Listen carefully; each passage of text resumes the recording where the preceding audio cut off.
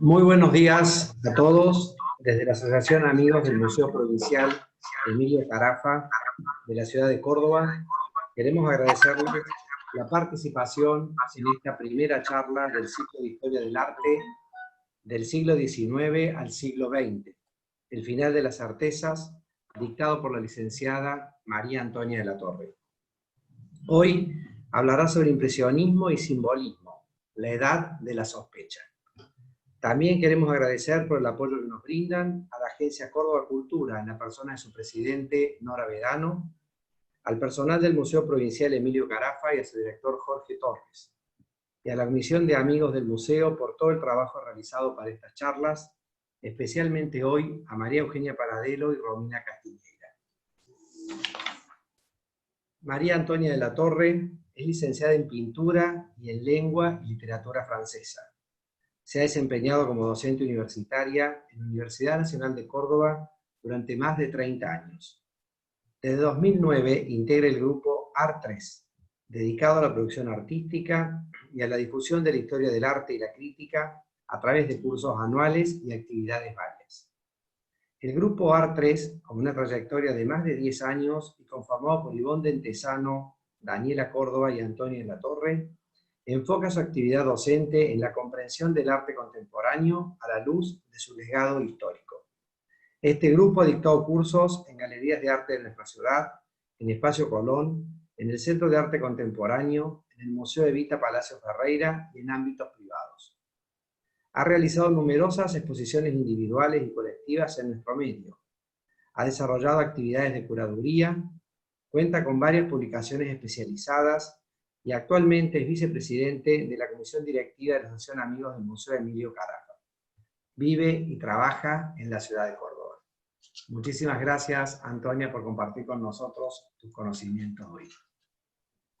Bueno, les agradezco muchísimo la presencia de tanta gente un sábado a la mañana. La verdad que, como decíamos recién, la pandemia tiene esto de bueno, que bueno, podemos ampliar, ¿no?, la cantidad de gente a la cual uno llega. Desgraciadamente sin ese feedback que da lo presencial, pero bueno, es la posibilidad que tenemos ahora y creo que tenemos que aprovecharla lo mejor posible. Voy a empezar a compartir la pantalla. Esta es Lucía. Esta. Sí. Ya. Y aquí. Bueno.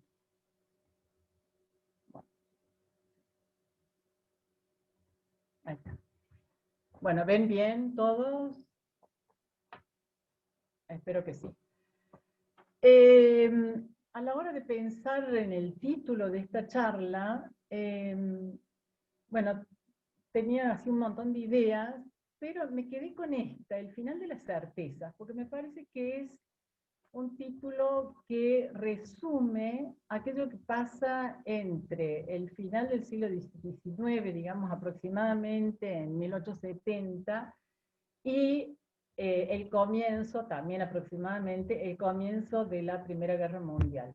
Es decir, son unos 40 años, digamos, en los que van a suceder cosas que van a marcar, y van a marcar ya definitivamente y a fuego, todo lo que va a suceder en el arte en el siglo XX, y yo diría que, por lo menos, según mi opinión, en lo que va del siglo XXI también, ¿no? Es decir, se genera algo que modifica totalmente el panorama del arte como lo veníamos conociendo. Veamos un poco qué pasa previamente a este quiebre que se genera ahí por finales del siglo XIX, ¿no?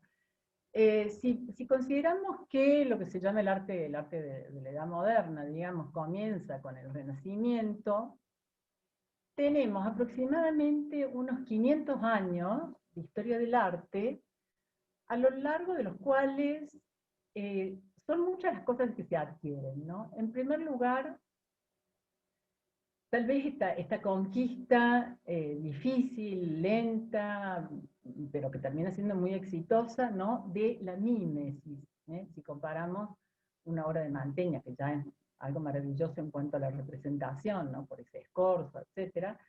Y llegamos a una obra como la de Jacques Louis David, que bueno, si bien pertenece al neoclasicismo, ya es una obra prácticamente romántica, ¿no?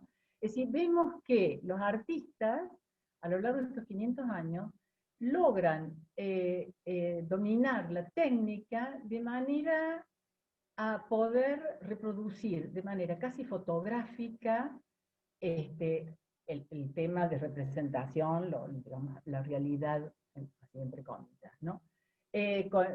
Curiosamente, esta obra de Jacques David que vemos acá coincide aproximadamente con el surgimiento de la técnica fotográfica, ¿no? Que también puede significar ahí un momento importante en lo que va a venir después en cuanto a la pérdida justamente de esta necesidad de mimesis, ¿no? Son 500 años que marcan completamente, marcan a fuego, ¿no es cierto?, el arte, y que genera, uno entiende, ¿no es cierto?, viendo esta conquista, uno entiende por qué a veces se genera tanta resistencia, históricamente, a novedades, como fue, por ejemplo, el impresionismo, o como van a ser más adelante las vanguardias, o como puede haber sido aquí en Argentina la introducción de las vanguardias a principios del siglo XX, ¿no es cierto? ¿Por qué se genera tanta resistencia? Porque hay como una necesidad de no perder lo ganado. Costó mucho llegar a tal grado de perfección.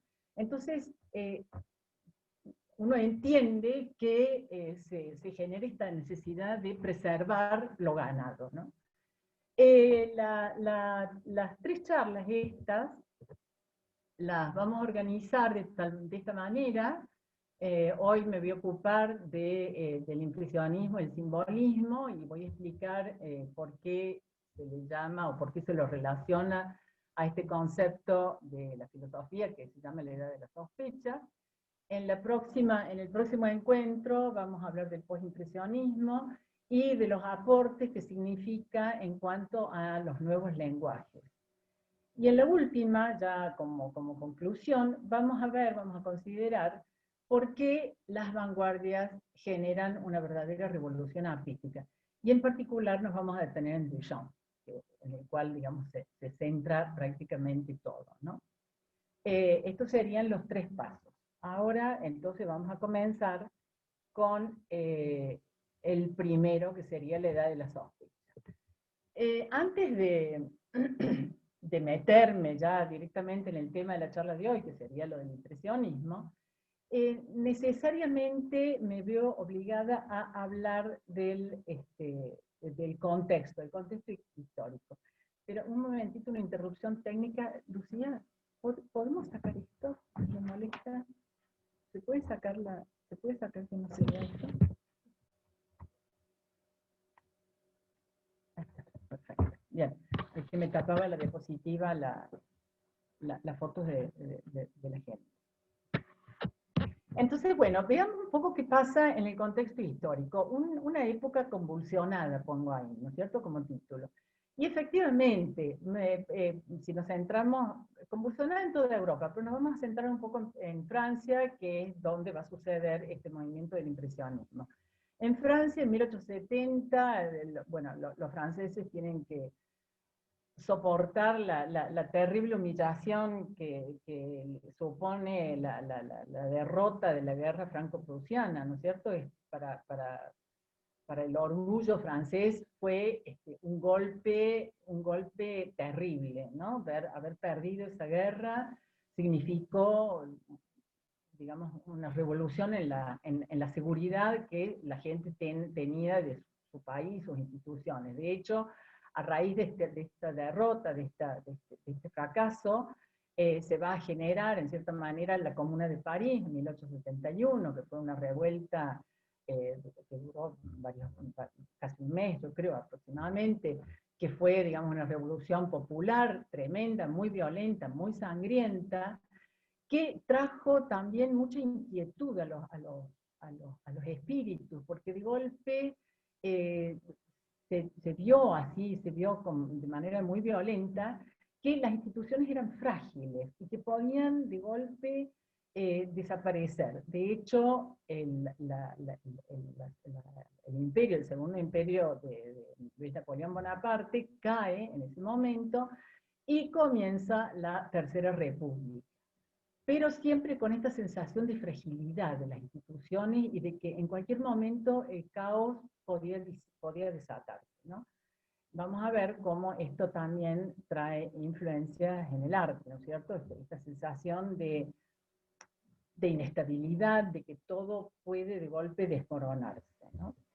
En este contexto político y económico, porque me olvidé de mencionar acá el tema de la revolución industrial, la segunda revolución industrial que trae cambios profundísimos en la sociedad, la conformación de los grupos sociales se ve modificada profundamente, puesto que acá traje una obra de Daumier que se llama El vagón de tercera clase,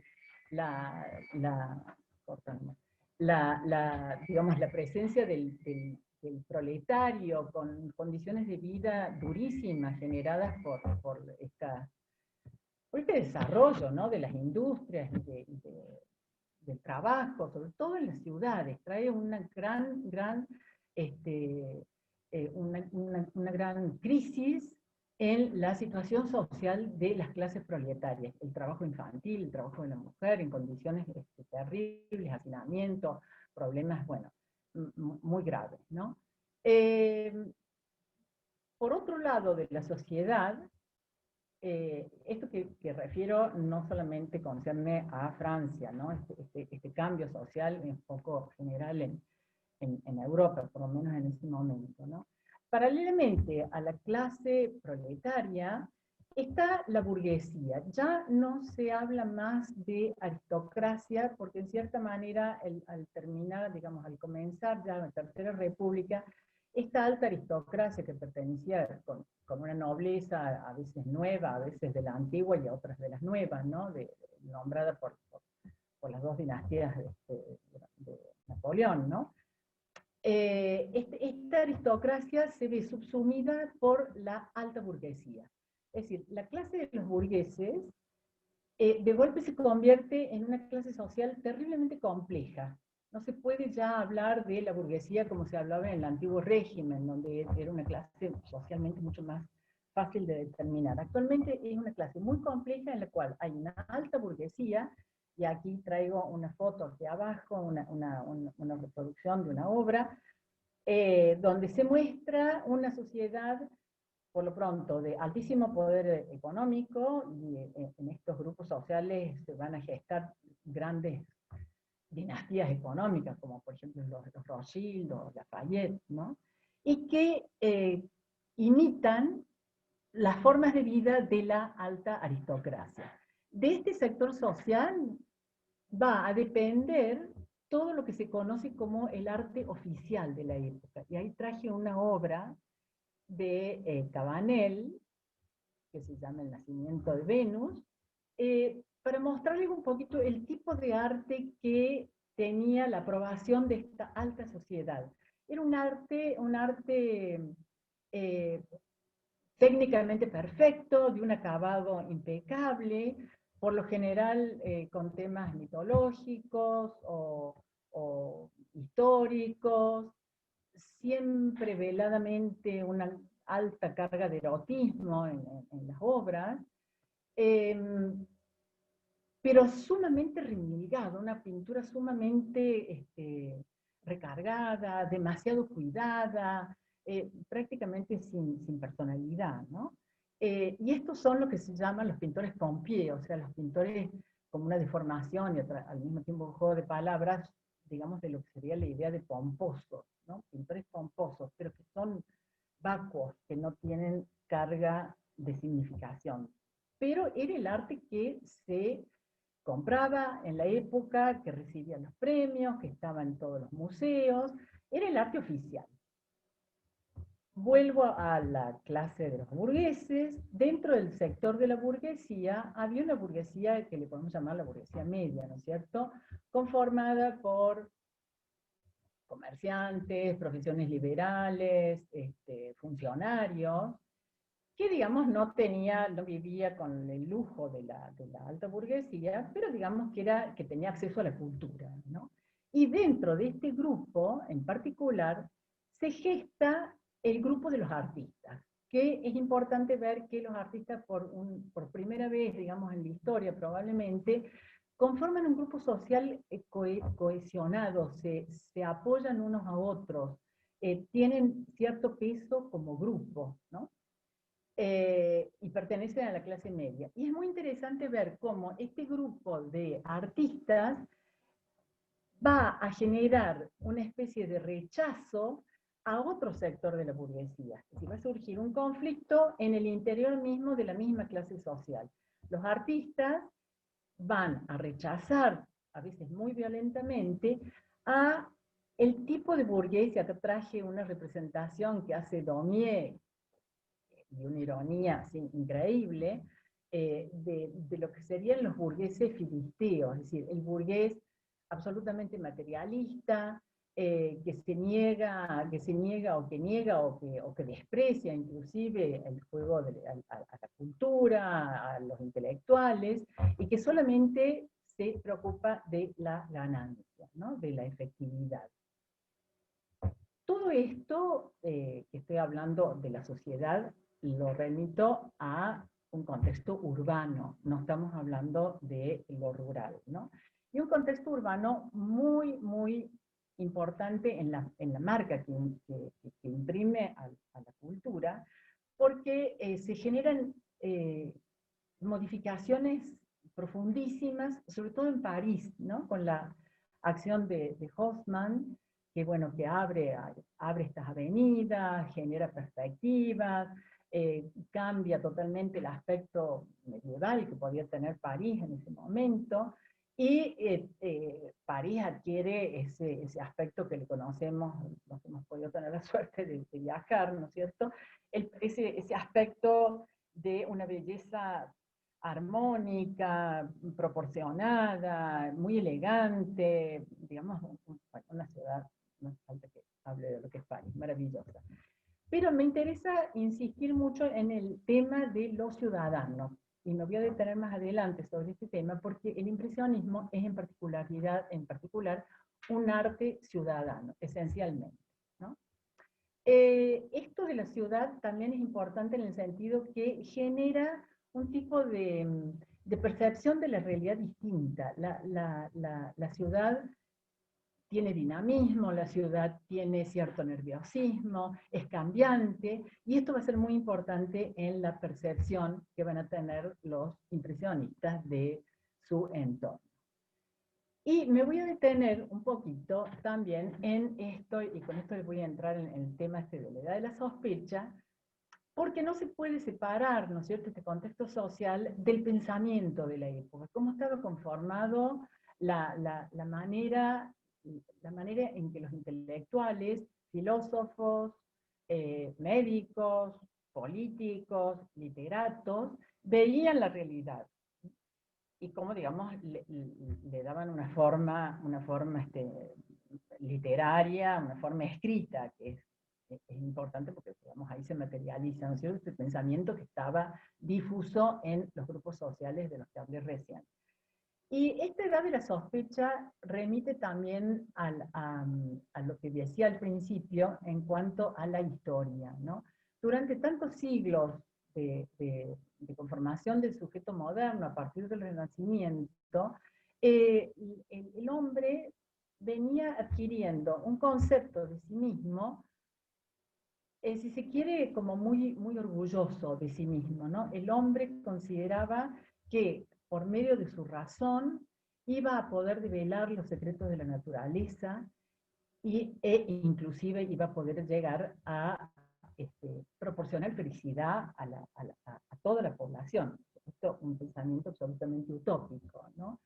Pero que era un poco lo que caracterizaba al famoso sujeto moderno que se venía construyendo desde el Renacimiento, y que en particular en el siglo XVII, con toda esta importancia dada al tema de la razón, era la certeza que se tenía sobre la capacidad de la mente del hombre. Con el siglo XIX, empiezan a surgir dudas, ¿no? Las plantea Freud desde el psicoanálisis, las va a plantear Bergson también, desde Bergson era médico, o sea, también desde la ciencia, las plantea Nietzsche como filósofo, Marx como político y como sociólogo, Proust desde la literatura. Es decir, todos estos autores van a poner en duda tanta certeza. Y a este propósito les voy a leer aquello que dice Hauser, ¿no? De esto. Dice, la vida manifiesta de la mente, esto es, lo que los hombres conocen y pretenden conocer sobre las razones de su conducta, es solamente el disfraz y la deformación de los verdaderos motivos de sus sentimientos y acciones. Y Freud precisa, detrás de la conciencia de los hombres está el subconsciente como auténtico motor de sus actitudes y sus acciones. Es un golpe bajo a todo lo que se creía, a todo lo que se tenía como certeza en cuanto a la capacidad del hombre para poder dominar, ¿no? Y para poder entender la realidad y ponerle un orden que significara realmente la cultura, la civilización, ¿no? Esto es un golpe que un escritor como Proust enfoca más desde el lado del tiempo. Para Proust, en su obra gigante, ¿no? En busca del tiempo perdido, el gran tema es el tiempo. Proust dice que el hombre está hecho de tiempo, que la única forma prácticamente de poder asir la vida, de poder asir su pasado, es en base al recuerdo, pero es también en base a la contemplación y es también en base al arte. Y en ese sentido vemos cómo se van uniendo, ¿no es cierto?, todas estas esferas. Bueno, todo esto va generando una forma de pensamiento que se ve como reafirmada por el tipo de vida ciudadana, ¿no? Por la vida en la ciudad. Me voy a detener más adelante sobre esto, pero simplemente adelantarles que, como dice Hauser, no es tanto que la ciudad fuera importante como paisaje, como tema de representación, sino que la ciudad, sino que los artistas ven la vida con los ojos de un ciudadano, marcado por el ritmo, por el dinamismo, por el cambio. Y voy a pasar un poquito más adelante. Esto que les decía de la edad de la sospecha, lleva a la percepción de, bueno, por lo pronto lleva a la idea de la destrucción, de la pérdida de la fe en el hombre como ser racional, capaz de dominar la naturaleza y el conocimiento. Y lleva a la sensación de que por dentro del ser humano hay una serie de fuerzas que a veces que son fuerzas como oscuras, ¿no? De eso habla mucho Nietzsche, fuerzas que dominan al hombre y a veces hasta van en contra de él mismo, en contra de su propia voluntad, ¿no? Bueno, vuelvo a esta percepción que se genera en la mente de los artistas en particular con respecto a la realidad. La realidad ahora es vista como algo dinámico, como algo cambiante, como algo inestable. Fíjense qué lejos estamos de la percepción que tenían los realistas sobre la realidad. Los realistas tenían la idea utópica, Courbet, por ejemplo, de poder ser absolutamente objetivos y de poder analizar sus temas de representación casi de una manera científica. El realista ve lo que representa, ve sus temas, como un objeto de estudio científico. Que aquí es donde el impresionismo va a diferir totalmente, ¿no? ¿Y cuál es la clave de toda esta percepción sobre la realidad? La clave está en la luz. La luz que es la condición necesaria de la percepción. Sin luz no vemos, y al no ver la realidad, bueno, ¿dónde está? Es muy difícil poder definirla, ¿no? Están tan ligadas el tema en el arte estoy hablando, ¿no? El tema de la representación de la realidad depende casi en un 100% del tema de la luz. Esta luz que, bueno, aquí traje como ejemplo la serie de Monet del Parlamento de Londres, después voy a volver sobre estas imágenes, vista a distintas horas del día, ¿no? Y aquí tomamos la idea de Proust sobre el tiempo que es variable y que cambia completamente la percepción que uno tiene de los objetos. Esta luz que genera la dificultad de cómo representarla, esta luz cambiante, inestable, cómo representarla. Y aquí es donde Hauser tiene esta definición que me parece fantástica, ¿no? Cuando él habla de que la manera en que los impresionistas encuentran cómo representar esta cosa tan dinámica, es a través de un descuido virtuosista de la representación. Es decir, se pinta, no ya como los pintores Pompier, de los que hablé recién, tratando de disimular la pincelada, sino que se pinta poniendo pinceladas que se vean, que sean absolutamente evidentes, inclusive con carga de pintura. Se descomponen las superficies en pequeñas manchas, en pequeños toques, que ni siquiera pretenden mezclarse entre sí.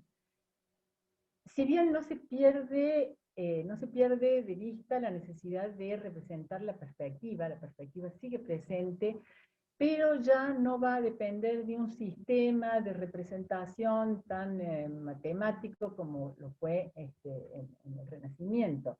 Se va a preferir la representación de la perspectiva en base a valores lumínicos, ¿cierto? Valores más claros, valores más altos, más bajos, ¿no es cierto?, según la distancia a la que se encuentren los objetos. Es interesante ver cómo en este tipo de representación está el artista presente, que en la historia del arte, más bien los artistas han intentado disimularse atrás de la representación.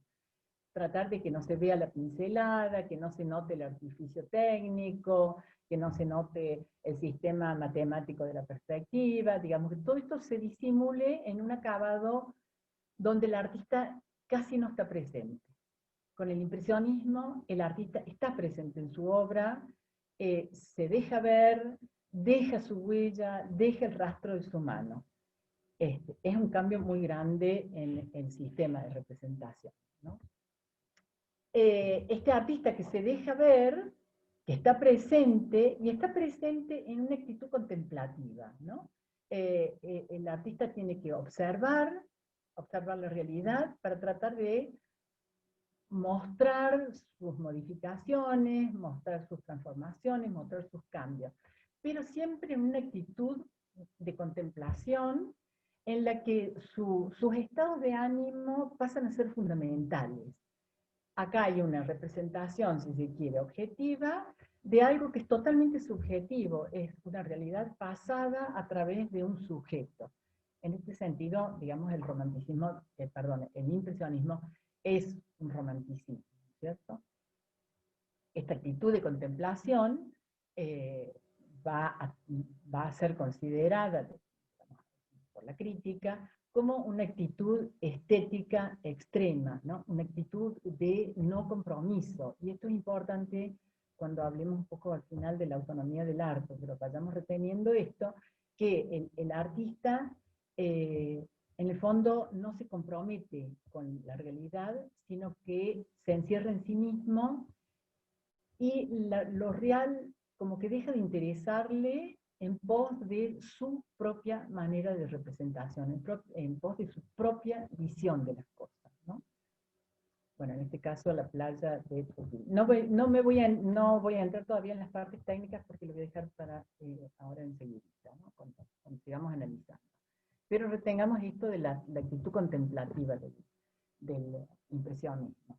Y nos podemos preguntar si estamos ante un nuevo naturalismo, ¿no? El naturalismo que en el siglo XIX fue tan importante, ¿no? Por ejemplo, con la Escuela del Realismo, con Courbet, con los románticos, inclusive con el neoclasicismo, ¿no? Se puede decir que el impresionismo es un naturalismo en el sentido que se preocupa por fenómenos individuales, por sí, por cosas particulares, determinadas. Pero la actitud que tiene ante la naturaleza el impresionista es totalmente diferente, porque para los realistas o para los románticos, la realidad era un tema de análisis, con los realistas casi de un análisis científico. Se pretendía descubrir esa esencia del objeto, mientras que para el impresionismo eso no cuenta para nada. Lo único que le va a interesar al artista impresionista es la experiencia óptica que se va a generar en su retina.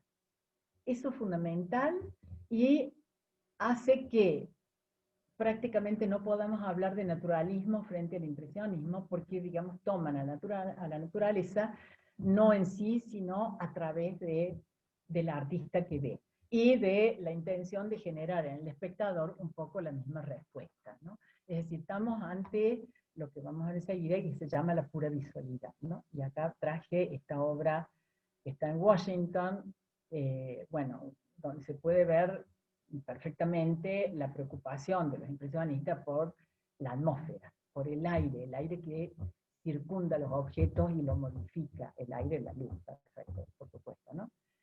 Veamos un poquito cómo, me detengo antes de pasar a la diapo siguiente, cómo Hauser analiza esta mirada del impresionismo como un arte enfocado en la experiencia óptica. Teniendo en cuenta lo que dijimos al principio, de todo lo que el arte fue adquiriendo, esta nueva forma de representación puede ser analizada bajo el concepto de pérdida.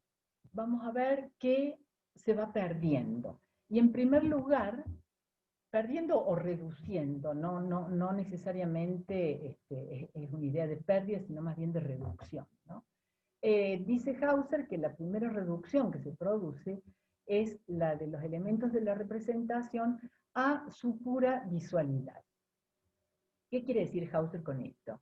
Fundamentalmente que el arte siempre había estado preocupado de contar algo, de relatar algo, un hecho histórico, representar un burgués por su propia importancia, representar un hecho religioso o histórico, o describir un paisaje, en el caso del naturalismo, describirlo para casi poderlo identificar.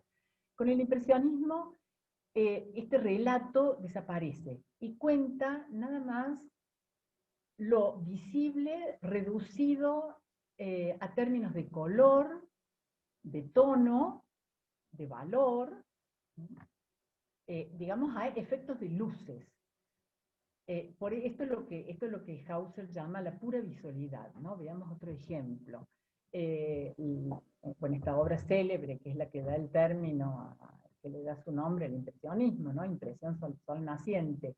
La pura visualidad conduce a la pérdida total del tema. Aquí no interesa si es un puerto, no, importa solamente la relación de colores, los efectos de bruma, la disolución de las formas, y podría haber sido este puerto o cualquier otro, no interesa de dónde se inspiró o de qué puerto se inspiró Monet para describirlo.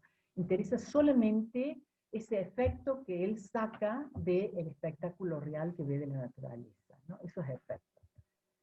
Es lo que hace Monet también representando la llegada del tren en una estación de París, creo que la Gare Saint-Lazare. La llegada del tren no interesa como una anécdota muy modernista, por otra parte, sino interesa como algo que permite captar efectos lumínicos, efectos visuales, el humo, el cielo, la luz, los edificios que por detrás prácticamente desaparecen, el dinamismo que se genera en este movimiento de la atmósfera, ¿no? Eso es lo único que prácticamente conmueve o interesa al artista. Otra reducción de la que habla Hauser es esta de la construcción dibujística de la forma. Se reduce completamente al punto de que el dibujo se puede decir que desaparece. Y esto es muy interesante porque los impresionistas dejan de recurrir a la línea como estructura de representación. Si uno se pregunta, bueno, ¿qué es la línea? La línea en realidad en la naturaleza no existe, no existen líneas, existen límites, límites de los cuerpos unos con otros, o límites de un cuerpo con la atmósfera, pero como línea no existe, solamente como límite. Y bueno, y ese límite los impresionistas constatan que por efectos de la luz, a veces se borra, a veces sí se destaca, a veces se hace confuso, se hace borroso, y si se fijan en esta obra de Monet, Amapolas en Argenteuil, el detalle de las amapolas no, no están, son manchas rojas sobre un fondo grisáceo, pero que no tienen ningún tipo de definición dibujística, ¿no? Acá podemos preguntarnos dónde está el límite de este cuerpo del niño en la hierba, igual la mujer, ¿no es cierto? La idea de límite, la idea de llevado a la representación, de línea que contiene, es como que desaparece, ¿no? Fíjense, Renoir cómo representa el rostro de esta mujer. Aquí apela absolutamente a la necesidad por parte del espectador de reconstruir la forma. ¿Dónde está el límite del labio con respecto a la piel? No hay forma, no se lo encuentra. Las sombras del ojo, cuando dejan de ser ojo y cuando son párpados, todo eso desaparece acá a la frente, cuando empieza el pelo, cuando empieza la frente, ¿no es cierto? El tema está en que, gracias a nuestra experiencia del mundo, los espectadores podemos reconstruir esa forma. Para nosotros, marcados ya por la historia del arte, evidentemente esto no tiene ninguna novedad. Pero pensemos en la forma de representación que tenía vigencia en ese momento, que era el contrario, había que representar absolutamente el dibujo con una forma perfecta, que reprodujera lo mejor posible los volúmenes y las formas de los objetos representados. Aquí estamos ante una ruptura total de ese recurso, y esto genera mucha resistencia, ¿no? Para nosotros casi es la única forma posible de representar un rostro, tratar de, como de borrar un poco lo que uno cree que son líneas, ¿no? Pero bueno, en ese momento fue absolutamente un choque, ¿no? Un choque brutal. Bueno, y la serie de los nenúfares que han visto infinidad de veces, donde realmente los nenúfares son solo manchas, ¿no? Esto ya, Monet con estas obras, que fíjense ya en 1915, prácticamente está haciendo arte abstracto. Veamos ahora esta tercera reducción de la que habla Hauser, y que tiene que ver, está en relación directa con el tema de la luz, y sería lo que Hauser llama la reducción del color mental. El color mental es aquel color que uno cree que tiene, o que uno cree o sabe, o lo tiene adquirido por educación y por vida, el color que tienen las cosas, ¿no? Es preguntarse, bueno, ¿de qué color son los troncos? Son marrones. ¿De qué color es el cielo? El cielo es azul. ¿De qué color son las nubes son blancas, ¿no? Una cuestión que ya hasta en la misma escuela se le va metiendo a fuego a los niñitos, ¿no? Bueno, ¿cómo represento el sol? Amarillo. Ese color mental es una de las primeras cosas que los impresionistas tratan de combatir. El color mental hay que dejarlo de lado y tratar de ejercitar el ojo para ver realmente los efectos colorísticos que el mundo real muestra. Es, bueno, prácticamente un intento de realismo, así entre comillas, absurdo y absolutamente imposible, puesto que siempre va a estar pasado por una subjetividad, ¿no? Pero bueno, fue un intento, los impresionistas creían ser absolutamente realistas en su forma de representación. Si vemos esta obra de Sisley, fíjense, utiliza solamente si dejamos de lado las banderas, utiliza 3 colores, verde, azul y blanco. Con esos 3 colores representa el cielo, el bosque por detrás, el agua, la regata, los personajes del primer plano. Salvo las banderas que tienen notas de amarillo y rojo, no introduce otro color. ¿eh? Una cosa que era totalmente inesperada, representar un cielo con verde. Con verdes que uno sabe que es el cielo por el conocimiento del mundo que se tiene, pero, digamos, podría ser cualquier cosa, ¿no? Podría ser hasta un fondo abstracto. Si vemos, por ejemplo, en esta obra de Renoir, cómo representa el fondo. Son flores, son arbustos, no lo sabemos, ¿no? Y probablemente no está respetando los colores propios de la naturaleza, ¿no? Después voy a volver sobre esta obra. El tema del plein air, ¿no? Del trabajar al aire libre, muchas veces se lo caracteriza al impresionismo como que es una pintura al aire libre. Y eso, bueno, ya venía hace tiempo. Los artistas de la escuela de Barbizon, los realistas, inclusive muchos románticos, ya trabajaban al aire libre y tenían, digamos, el hábito de tratar de ver justamente los efectos de luz de la manera más real posible. En realidad lo que introducen un poco como novedad los impresionistas es casi la ley general de no usar el negro, no, dejar de lado el color negro, que tampoco fue tan respetado por todos, ¿no? Ya lo vamos a ver después. En todo caso, este plein air genera una visión diferente de las cosas, ¿no? Las superficies se desintegran en pequeñas superficies, aquello que uno cree que es gris puede ser representado con violetas, inclusive con verdosos, como el Parlamento de Londres. El cielo tiene un tinte violáceo que no es lo que uno sabe o cree saber que es el cielo, ¿no? Todas estas modificaciones que introduce la luz. Esta época está marcada desde la ciencia por los descubrimientos que hacen muchos científicos, y en particular en Francia, un químico y físico que se llama Chevreul.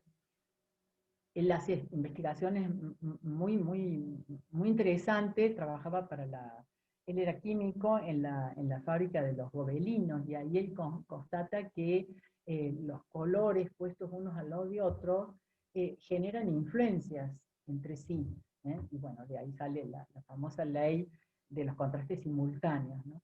Todos estos descubrimientos científicos sobre la teoría del color, los contrastes simultáneos, la armonía del color y demás, los impresionistas las estudian, las conocen y la utilizan. A veces más, a veces menos, ¿no? Pero, digamos, está presente como conocimiento. Y ellos analizan y piensan muy profundamente todos los efectos que trae la luz. Podemos hablar de la relación entre el color local, el color luz, el color mental. El color mental, ya un poco les expliqué lo que era. El color local sería el color de las cosas, el color que la materia tiene realmente. La palabra realmente hay que tomarla con pinza siempre, ¿no?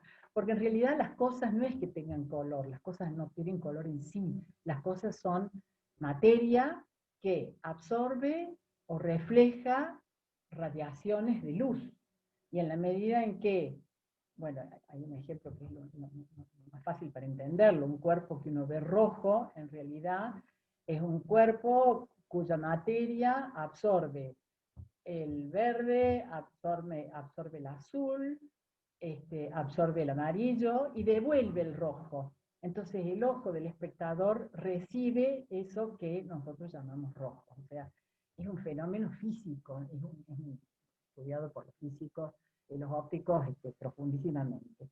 Pero para los impresionistas fue todo una apertura a un mundo maravilloso de posibilidades de representación totalmente nuevo, ¿no? Ese es el color local. El color luz, justamente, son estas variaciones que les digo que son fenómenos físicos, ¿no? Pero ¿cuál es el resultado los temas, en las cosas que el artista va a representar? Esto que estamos viendo acá, ¿no? En Renoir y el Moulin de la Galette. El vestido blanco de la mujer, tiene rosas, tiene violáceos, tiene azules, tiene blanco, tiene amarillentos. El traje, que puede ser negro o azul marino, de este hombre en primer plano, tiene manchas violetas claras, tiene azulados, tiene unos amarillentos. Bueno, este traje rayado tiene infinidad de variaciones en sus matices. Los sombreros, fíjense, con manchas blancas, manchas amarillentas, manchas más oscuras, grisáceas. Este juego de la luz que pasa a través de los árboles era realmente una fiesta para el impresionista, que está maravillado por este fenómeno de la luz, ¿no? ¿Y qué trae como consecuencia esto que conocemos como la manera impresionista, puesto entre comillas, de pintar? Pintar con manchas, con trazos, manchas de pintura que no se mezclan entre ellas, con una libertad absoluta de utilizar los colores como el artista quiera, ¿no? Miren acá el tronco, justamente, donde hay un leve tinte marrón, pero donde predominan azules, blancos, amarillentos, pardos. No, se ha liberado el artista de esa imposición que uno tiene por la educación y por la experiencia de vida de pintar de tal color algo que uno cree o sabe que es de tal color, ¿no? Bien, esta es la manera, digamos, impresionista de pintar de la que estamos hablando, ¿no? Y retomando el tema de la importancia de la ciudad para los impresionistas, ¿no? Además de ser grupos sociales conformados ya por la misma estructura de la vida ciudadana, los artistas trabajaban muy en contacto unos con otros, a veces compartían taller, se pasaban unos a otros las informaciones, exponían juntos los famosos salones impresionistas, en los cuales no me voy a detener. Y volviendo a lo que decía Hauser, hay que tomar esta idea de que el impresionismo es un arte ciudadano, no tanto en el sentido de la ciudad como tema de representación, que sí lo es, pero no es tal vez eso lo más importante, sino el hecho de ver la realidad con ojos de ciudadano, con ojos marcados por el cambio que se había convertido en un valor nuevo, un valor apreciado por sí mismo, la idea de lo nuevo valía como categoría por sí misma, ¿no? La idea del cambio, de lo efímero, de lo dinámico, de lo cambiante, ¿no? Veamos, por ejemplo, esta obra de Pizarro, ¿no? Representando el movimiento en la calle, ¿sí? De los coches y demás. Y traigo a colación las reflexiones que hace Baudelaire en esta época sobre el flaneur como ese personaje que puede ser el artista, ¿no? Que va caminando sin rumbo por la ciudad, captando de manera contemplativa, como decía recién, captando toda esta cosa dinámica, ¿no? Dice Baudelaire, la multitud es su dominio. Perdón, esto está sacado de El pintor de la vida moderna, ¿no? Baudelaire. Dice, la multitud es su dominio. Para el perfecto flaneur, para el observador apasionado, es un inmenso goce el elegir domicilio entre el número, en lo ondeante, en el movimiento, en lo fugaz y lo infinito. Y esto define totalmente este movimiento del impresionismo, ¿no? Esta idea de fugacidad, de cambio. La presencia de la ciudad vale también, y es muy interesante ver esto, ¿no? En el sentido de que es, si se quiere, una vida artificial. Estamos lejos de la vida en contacto con la naturaleza, de la vida natural, ¿no? Estamos ante una vida de tipo artificial. ¿Y qué más artificial que el teatro? El teatro como tema de representación ha sido muy, muy tomado por los impresionistas, en este caso una obra de Renoir que se llama El Palco, ¿no? Y a Renoir y a Degas, que vamos a ver enseguida, les interesa muchísimo la representación del espacio. Y ya no lo van a representar, bueno, Renoir no siempre, pero Degas sí, no lo van a representar en función de un sistema de perspectiva, un sistema de distancia, de relaciones de color y demás, sino más bien partiendo de todo aquello que un detalle puede generar en el espectador como disparador de una construcción espacial, ¿no? Aquí, fíjense, el detalle de la mujer en primer plano. No hace falta representar el palco, ni la sala, ni el escenario. Está todo en este detalle en primer plano. Está todo dicho ahí, ¿no? Con esta mujer, con sus anteojos larga vista en la mano y vestida de manera muy elegante, está sugerido todo el espacio del teatro. Por supuesto, con la presencia del hombre mirando por los binoculares, ¿no? Esta obra me permite confirmar lo que les decía recién, que la ley general de no utilizar el negro no siempre es respetada por los impresionistas. Si necesitaban poner negro, lo ponían, ¿no? No era tampoco tan fundamentalista la cosa, ¿no? Pero volviendo al tema del espacio, capaz que sea uno de los aportes más importantes del impresionismo mirando hacia el futuro, ¿no? Una distinta manera de representar el espacio. Y ahora nos vamos a detener un poquito en Degas, porque Degas se separa un poco, es distinto, casi leía los otros días que nombrar a Degas como un pintor impresionista es casi una ofensa, porque en realidad todo lo separa del impresionismo. Desde su origen social, él era un aristócrata, absolutamente misántropo, no le gustaba mezclarse con la gente, ni siquiera le gustaba tener modelos en su taller, vivía muy aislado, no le gustaba pintar afuera, el aire libre no le importaba un pito, y él tenía su sistema de representación y a él fue fiel toda la vida. Y se valió, fue uno de los primeros seguramente, se valió de la fotografía para pintar. En esto ya van a ver la importancia que trae esto para el sistema de representación, ¿no? Acá Degas representa de nuevo el tema del teatro, con algo sobre lo cual nos vamos a detener un poquito, que es el tema del enfoque. Acá Degas deja de lado la luz utilizada por los impresionistas, como esta cosa atmosférica que baña los objetos, que diluye los límites y demás, para, al contrario, tomar una luz dirigida, una luz como de reflector, que define formas. Fíjense ese guante, y un guante negro además, ¿no? Que corta completamente la composición, casi genera como un hueco, ¿no? Acompañado por esos detalles de la ropa o por el fondo. Es un tipo de enfoque completamente distinto. La mujer está además vista desde abajo, cosa bastante novedosa, que deforma los rasgos de la cara, ¿no? Deforma la estructura de la cara, esta luz que borra el mentón, ¿sí? Y construye el rostro de una manera diferente.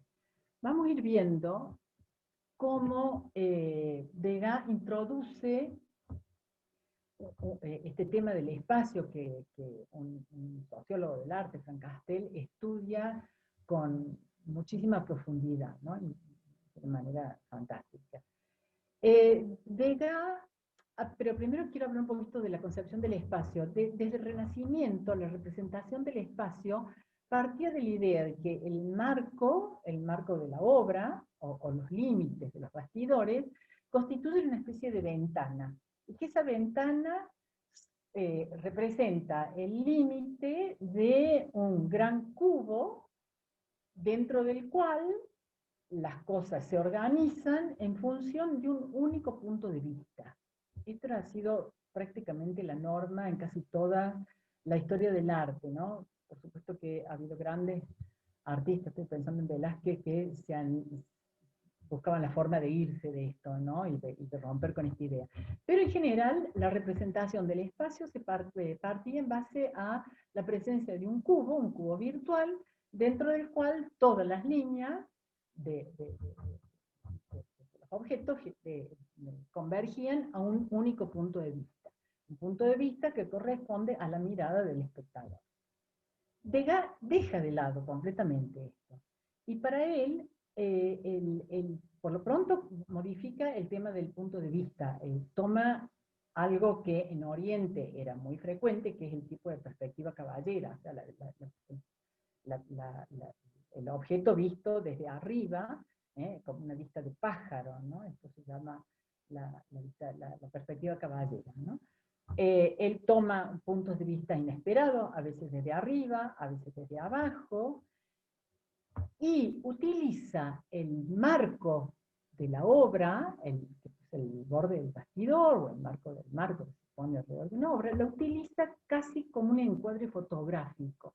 Es una fotografía que se toma y que corta la realidad en un punto. Y con esto él está dejando de lado todas las teorías de composición que el arte tradicional vino imponiendo durante siglos, ¿no? Fíjense en esta obra, acá una pierna cuyo cuerpo no existe, no está fuera del campo de la representación. Aquí solamente se ve un tutú, y no a la persona que lo contiene, ¿no? Y esto es, bueno, a nosotros puede parecernos normal, novedoso, interesante, pero para la época era absolutamente revolucionario. Esto casi era como un cachetazo, ¿no? Además, fíjense la introducción del dinamismo que genera este brazo en diagonal que se continúa en la pierna. Hace que la obra esté cortada y también reforzada por estas líneas de la base, ¿no? La obra está recortada en un sentido diagonal, generando un efecto dinámico absolutamente fantástico, ¿no? Veamos otra obra. El tema de las bailarinas para Degas era digamos, me fascinaba porque podía tomar fotografía de momentos de descanso sin que las bailarinas posaran. Y después él utilizaba esta cosa tan espontánea. Fíjense, desde el punto de vista compositivo, acá la obra se escapa de su centro. Hay como un círculo donde las miradas y las posiciones de las caras llevan como si fueran en una fuerza centrípeta, ¿no? Llevan hacia afuera la percepción de la composición, ¿no? Es muy novedoso este encuadre que genera Degas.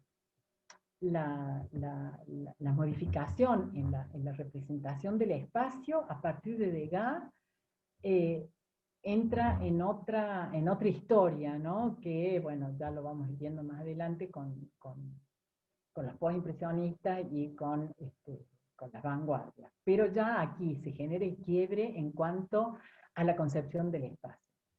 Acá las bailarinas subiendo la escalera, el punto de vista está alto. ¿Y cuál es el tema? El tema aquí es esta diagonal dinámica, porque no es ni esta bailarina, es simplemente la línea dinámica de estos cuerpos representados con blanco. Y esta obra que está en San Petersburgo, que es una obra para mí de las más fantásticas de Degas, en la que representa un vacío. Acá el centro de la composición, donde debería estar lo más importante, no hay nada. Está el vacío de la Place de la Concorde, nada más. Y el Visconde de Lepic se está saliendo de la composición, se está yendo. y eso es, bueno, muy novedoso para la época, ¿no? Romper totalmente con todos los cánones representativos de 5 siglos de historia, ¿no? Acá la direccional hace que Lepic se vaya de la obra y por suerte vuelve porque la mirada acá de estas dos chiquitas, la mirada del perro, inclusive la mirada de este personaje, lo vuelve a traer hacia adentro, ¿no? Es sumamente intelectual la manera en que Degas compone, ¿no? Estamos muy lejos de una pintura espontánea o de o de captar un momento, tal cual es. Acá hay muchísimo pensamiento, ¿no? Es una obra absolutamente conceptual. Bien. Y esta obra que también me fascina, de verdad, que volvemos al tema de la representación del espacio a partir del detalle, ¿no? Uno se pregunta, ¿y cuál es el tema de esto? Es el primer plano donde están los músicos, pero los músicos están dando vuelta a la espalda, muestran su espalda al espectador, entonces se están negando a sí mismos como tema de representación, ¿no? Además están pintados en negro, cosa que los impresionistas no deberían hacer. El tema es lo que está atrás, tal vez, pero están pintados con valores muy altos, o sea, muy, muy diluido, es prácticamente un fondo. Entonces, bien, fíjense el choque, ¿no? Acá los dos los dos fragmentos de esta obra están en contraposición uno con otro, ¿no? El dibujo perfecto, casi académico del primer plano, y una obra impresionista por detrás. Y toda una construcción espacial que el espectador tiene que generar en su propia mente. Acá está incorporando Degas a los espectadores en su obra. Estamos siendo activos, un concepto que vamos a encontrar en el siglo XX permanentemente, ¿no? Y Degas, como les decía recién, tampoco es tan impresionista en la libertad que él tiene de echar mano a cualquier recurso. En este caso, él dibuja, y dibuja concretamente, y marca límites, ¿no? Esos brazos están perfectamente marcados, por más que el cuerpo esté un poco desestructurado, que no interese más que la mancha, que el color casi funciona de manera independiente con respecto a la forma, donde el fondo no existe, es un fondo abstracto totalmente, ¿no?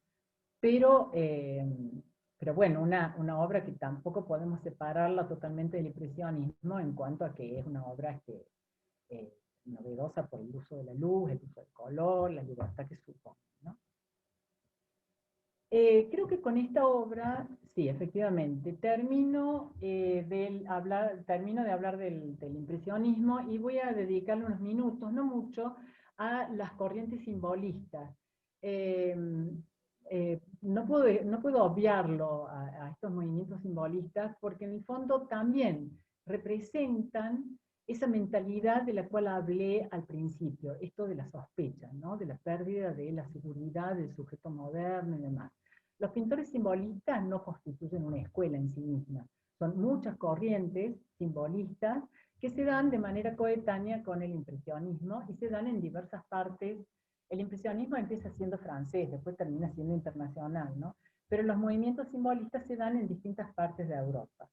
Bueno, en este caso es una obra de un francés, Odilon Redon, muy marcado por el psicoanálisis, ¿no? Él recurre, bueno, en este caso a la figura del cíclope, figuras eh, terribles, oníricas, míticas, que remiten a la relación del hombre con lo desconocido, con lo misterioso, con lo oscuro, ¿no? Veamos otra obra, fíjense esta que muy, es muy simpática. Es una araña, que no sé si alcanzan a ver, pero la araña está sonriendo. La araña tiene muchísimas connotaciones psicoanalíticas. O sea, yo estoy segura que Odilon Redon pensó en Freud o pensó en el psicoanálisis cuando hizo esta obra. No sé si más o menos en fechas coincide, pero bueno, en todo caso nosotros lo podemos interpretar así, ¿no? Bueno, una araña que está representando evidentemente la relación del hombre con mundos terroríficos, medios monstruosos, de pesadilla, ¿no? Otros grupos simbolistas son los nazarenos, los prerrafaelitas. Estos conformaban verdaderas hermandades, ¿no? El simbolismo tiene como característica de tomar, por lo general como tema al hombre, pero el hombre en relación con lo misterioso, el hombre con relación a lo erótico y con relación a la religión. En el caso de los nazarenos, que era un grupo de alemanes, ellos pretenden volver a una especie de pureza medieval, en todo caso primitiva, siempre marcada por la religión, en particular con el catolicismo. Son grupos de pintores alemanes que se instalan en Roma, forman esta hermandad de nazarenos, y bueno, en este caso están representando de manera simbólica la unión de Italia y Germania. No tengo la fecha, que hubiera sido interesante, pero bueno, no sé por qué no la tengo. Los pre-rafaelitas son grupos simbolistas que se dan en Inglaterra. Ellos también pretenden volver a la pureza de representación del arte medieval, en particular pre-Rafael, es decir, cómo se pintaba antes del Renacimiento. Se vuelven a una edad anterior a la edad moderna. Por lo general recurriendo a la imagen de la mujer como una imagen muy erótica. En este caso, la representación de o sea, de Lilith, no sé cómo se pronuncia, que está presente, es un personaje que está presente en la historia sagrada, es una mujer mítica que se revela contra Dios, es la imagen un poco de la femme fatale. Ven, la relación de los prerrafaelitas con el erotismo es muy fuerte. Otro grupo, tal vez uno de los más importantes de los grupos simbolistas, es el de los Naví. Los Naví en Francia toman el nombre de una palabra hebrea que es Navin, o Nevin, creo que es Nevin, que quiere decir profeta.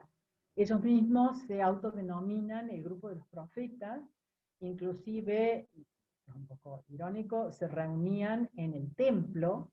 El templo era en realidad el Café Volpini en París, o sea que tan santos no debían ser. Los Naví recurren al valor simbólico del color. Tratan de unir, de generar casi un sistema donde los colores representan sentimientos, ¿no? En el fondo hacen una pintura sumamente decorativa, ¿no? Muy bella a veces, y también, bueno, con referencias muchas veces a la religión, ¿no? El bosque sagrado, los árboles verdes. Bien. También podemos ligar a estos movimientos, al simbolismo, algunas escuelas o movimientos que se dan en el resto de Europa, que en este caso, más ligados en realidad a lo que se considera el modernismo, ¿no? La Asociación Vienesa, por ejemplo, con Klimt, que recurre a muchas representaciones de tipo simbólico, ¿no? Con una enorme belleza, con un uso de color, con esos dorados, de hecho usaba oro, ¿no? Para sus propias pinturas. También con muchas referencias a la relación del hombre con lo erótico, por lo general. O el Art Nouveau también, ¿no es cierto?, dentro del modernismo. El Art Nouveau es un pintor suizo, Ferdinand Hodler, que evidentemente está tratando de manera simbólica, ¿no?, la idea de día y de noche referida al hombre, ¿no?, lo oscuro, lo misterioso, lo que genera cierto miedo con respecto a la noche, y el surgimiento, la luz, el nuevo nacimiento del día. Bien. Con esto creo que ya voy terminando, y a modo de conclusión, antes de que Tere Maluf nos lea las preguntas, si es que hay algunas preguntas, a modo de conclusión, pero parcial, porque vamos a terminar, la conclusión de todas estas charlas va a ser el último día, ¿no?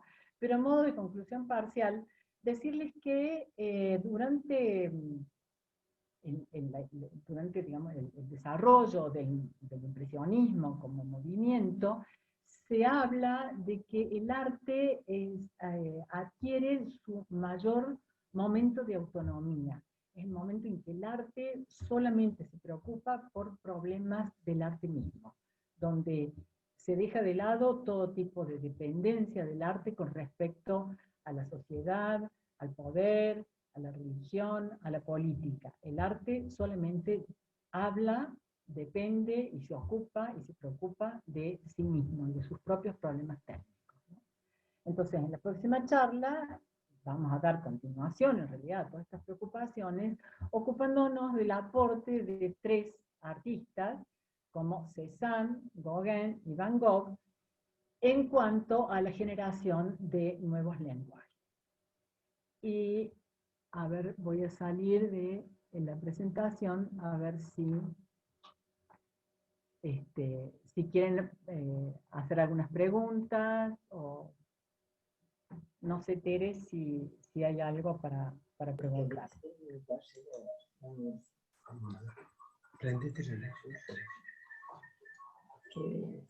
¿Vos tenés el libro ese?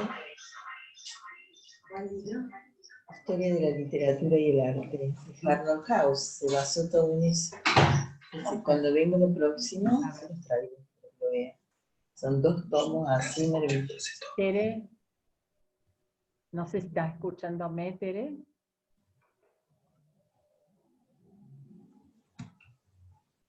No te veo. Perdón, ahí reinicio. Una pregunta de Solana Colombres, que cuando hablaste de, ya te digo, perdón, que había un quiebre del punto de vista de Degas, pero que había habido otros que ya habían incursionado, se le ocurrió que era el caso de Caravaggio, y quería preguntar tu opinión al respecto. Claro, claro. Es decir, justamente, ¿no es cierto?, lo académico siempre se va a enriquecer a la luz de los aportes de aquellos que se salen de la academia, ¿no?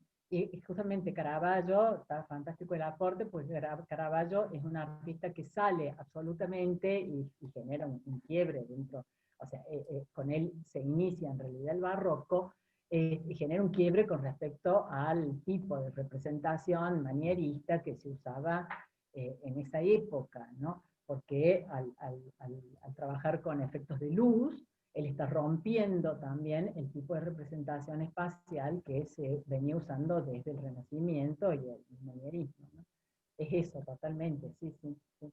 Bueno, después También, Marina, sí, perdón, el tipo de ruptura que va a generar también Velázquez, o que puede generar un Rembrandt, justamente aquellos artistas que son grandes porque saben salirse de la academia, ¿no?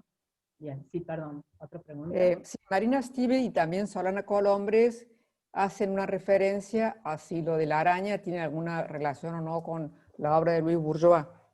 Y yo creo que Luis Bourgeois, al hacer su maravillosa araña, no pudo dejar de pensar en la araña de Redon, segurísimo. Además, la araña de Luis Bourgeois es absolutamente simbólica. Ella, de hecho, la obra se llama Mamá, y está refiriendo a la imagen de la madre como de una araña que protege a sus hijitos de manera amenazante con el exterior, ¿no? Es una imagen terrorífica, pero al mismo tiempo una imagen de protección y de cuidado, ¿no? Y de preservación de la vida.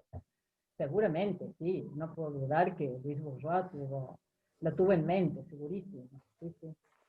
Bueno, hay muchísimas manifestaciones sobre lo fantástica que ha sido la obra, la charla, excelente, bien estructurada, interesantísima, muy buenas las imágenes, muchas gracias.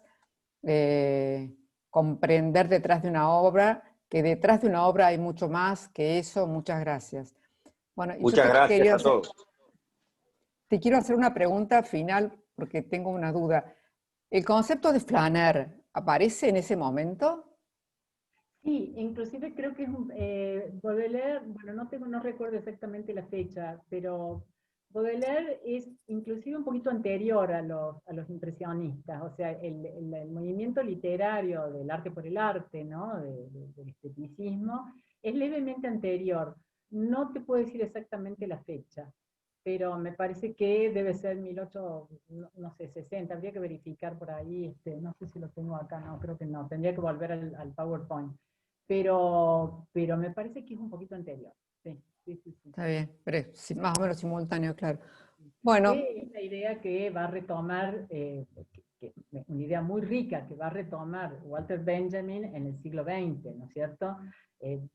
Cuando Walter Benjamin escribe el libro de los pasajes, parte totalmente de esta imagen del flaneur, el hombre que va recorriendo, en particular los pasajes ahí en París, y que va siendo receptivo a todo aquello que la realidad, el cambio, lo dinámico, va generando como percepción y como reflexión. Bueno, bueno, estas serían todas las preguntas y te leo un último saludo de Solana Colombres, de parte de su mamá, Adela Casone, Ay, qué que te divina. manda muchos saludos. Qué divina, te mando un gran beso. Bueno, serían todas las preguntas, así que le paso a la posta a José Luis ahora. No sé si alguien quiere preguntar así, que abra el micrófono y que no haya escrito. Muchas gracias porque la clase fue fantástica. Bueno, muchas gracias a vos. Antonia, bueno, realmente impecable, impecable tu presentación, y lo que me gustaría que a veces los jóvenes se interesaran un poquito más, porque para llegar al arte contemporáneo tenemos que tener la base, si no es imposible. Y a veces, viste, pasar directamente al arte contemporáneo sin conocer todo lo previo, viste, no es tan, digamos que le falta contenido. Bien. Así que me parece excelente la charla, te felicito. Sí, totalmente, Marina, yo comparto, pero comparto tan absolutamente lo que acabas de decir, que prácticamente todo lo que hacemos con el grupo A3, con el que estamos con las otras dos chicas, es justamente eso, tratar de acercar el arte contemporáneo a la luz del arte del pasado, porque las cosas no surgen nunca de por sí, nunca son espontáneas, y siempre hay algo que va generando otra cosa, que a su vez genera otra cosa, y se llega a lo que hoy tenemos como arte contemporáneo, que no es gratuito, nada es gratuito en el arte de hoy, ¿no? Es muy interesante eso que decís, sí. Soy Maru, Maru, sí. Sí, no, me parece... Ah, creí que es Marina, perdón, Maru. No, por eso te digo, claro que soy Maru. Maru. Muy buena pregunta, Maru. Muy buena observación, en realidad. En algunas muestras de arte contemporáneo, y la persona haber hecho relación, por ejemplo, a Bruegel, y no sabía a quién se refería. Entonces, cuando yo le pregunté, viste, no tenía la más pálida idea. Entonces digo, bueno, hacen referencia sin tener conocimiento. Entonces me parece impecable que la gente primero se especialice para llegar al arte contemporáneo. Me parece increíble la charla. Felicitaciones. Gracias, Maru. Gracias. Bueno, si alguien quiere hacer preguntas, puede abrir los micrófonos y hacerlas. Ahora lo pueden hacer. Si hay espacio, te quiero agradecer especialmente a la Asociación de Amigos por lo que nos posibilitan con estas charlas. Y para María Antonia, bueno, todos los elogios del mundo, pero me encantó también, y a lo mejor desde mi ignorancia... Se cortó. Que me gustó mucho en tu exposición, y desde mi ignorancia lo digo, como una relación distinta entre lo que sería la ley de figura y fondo. Por ejemplo, las bailarinas de Degas, la figura no es la bailarina, sino es el juego de brazos y piernas, que pasan a ser la figura dentro de todo ese clima de los tules de las bailarinas. Bueno, me gustó mucho tu charla porque nos has hecho ver, digamos, de cosas a las cuales uno ya estaba como automatizado en esa visión, digamos, enfoques que uno las revaloriza. Así que gracias a vos y a la Asociación de Amigos. Es muy interesante, y no sé por qué me viene ahora a la mente, ¿cómo fue recibido en Argentina el impresionismo? El impresionismo en Argentina entra ya en el siglo XX recién, ¿no? Un poco con Malarro, con Navasio, bueno, acá con Malanca y demás, ¿no? Y es recibido con muchísima resistencia, es decir, la resistencia que tuvieron los impresionistas en su momento, en 1870, la van a tener acá los pintores impresionistas, ya, digamos, muy posteriores posteriores, los impresionistas primero, en Argentina, y en realidad van a ser rechazados por el mismo motivo, por una especie de necesidad de no perder todo lo que el arte académico había ganado. Es más, en Argentina, donde la historia del arte, digamos, tiene fechas bastante recientes, ¿no? Pensemos que Schiaffino funda el Museo Nacional en 1890 y algo, una cosa así. Entonces, por las mismas razones que aquí el impresionismo tardó en entrar, también fue rechazado en su momento en Europa muchos años antes. Tu relación con el medio, fantástico. Obra y medio, el contexto que le diste, realmente muy clarificador. Te felicito.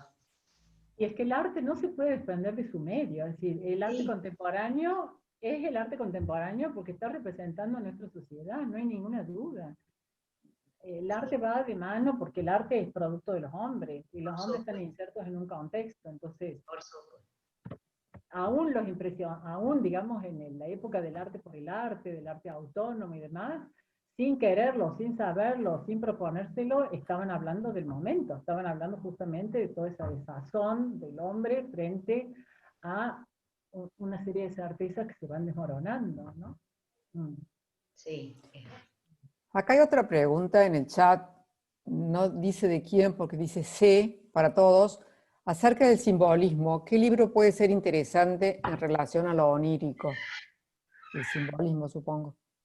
¿Qué libro? Ay Dios, en este momento, a ver si me acuerdo. Ayuda a los que tengan más memoria. En todo caso, deja el mail y piensa un poquito y te contesto. Bueno, Hauser es una referencia para todo siempre, ¿no? Digamos, hasta el siglo XX no tanto, pero todo, hasta el siglo XIX, Hauser siempre es una referencia fantástica para estudiar todos los movimientos. Y, bueno, Frank Castell tiene también, lo que pasa es que a mí me interesa mucho la sociología del arte, así que creo que si me enfoco por ese lado ya me van a empezar a surgir nombres, pero no tengo problema en mandarlo por mail cuando me vengan a la cabeza datos. Sí, déjanos tu mail entonces acá por el chat, si te parece. Es muy fácil, es de la Torre MA. No, me refiero a la persona que pregunta. Ah, perfecto. Que no está identificado. Bien. Acá está. Bueno, Cecilia. Ahí está. Lo tenemos. Bien. Quería consultarte, sí, más allá de que hago expresa mis felicitaciones, pues fue clarísima tu exposición, te felicito. Quería consultarte porque has sido muy explícita en lo que Degas nos marcó. Uno empieza a visualizar que su arte no termina en el recuadro del marco ni en la tela, sino que por la dinámica que impone, te vas generando mentalmente toda la escena. Entonces, esa escuela con la que él rompe el impresionismo que venía tan fuerte, que generó escuela, valga la redundancia, ¿y qué otros autores tenemos que sigan esa línea? Sí, digamos que es importantísimo porque fíjate, con Degas empieza la idea de lo que Frank Castell le llama el espacio mental. El espacio ya no es el espacio físico que responde a leyes de la perspectiva, sino un espacio mental, que es el espacio del cine. Fíjate, en el cine uno puede pasar de una imagen en primer plano a una imagen panorámica sin ningún tipo de interrupción, y nosotros como espectadores estamos totalmente habituados a eso. Y de hecho, en el arte mismo, digamos, ¿quién va a continuar la posta, ¿no? de esta construcción espacial diferente? Va a ser Cézanne. En la próxima clase vamos a ver a Cézanne cómo considera él el espacio, cómo lo representa, y de Cézanne el cubismo, que rompe totalmente con la concepción espacial, ¿no? Con la concepción espacial como ya venía marcando los espíritus, ¿no? Y de ahí en adelante, bueno, ya pasamos al arte del objeto, donde el espacio está dado por el mismo lugar de presentación de los objetos, ¿no? Es muy, muy lleno de consecuencias este camino que abre Degas. Por eso es tan importante en el arte. Sí. Fantástico, gracias. Te pregunté en el chat si habías podido, si te ocurrió grabar esta clase, esta charla.